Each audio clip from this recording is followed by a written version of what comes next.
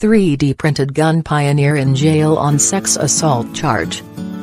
Cody Wilson is in jail in Houston, Texas, after being charged with the sexual assault of an underage girl. Mr. Wilson runs Defense Distributed, a company that offers blueprints for creating 3D printed guns.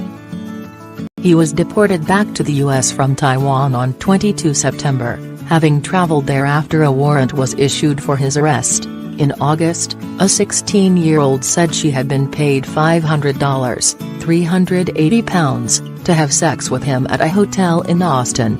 The legal age of consent in the state is 17. Mr. Wilson's lawyer, Sami Khalil, said, "We are glad that Cody is back in Texas again where we can work with him on his case. That's our focus right now, representing our client and preparing his defense."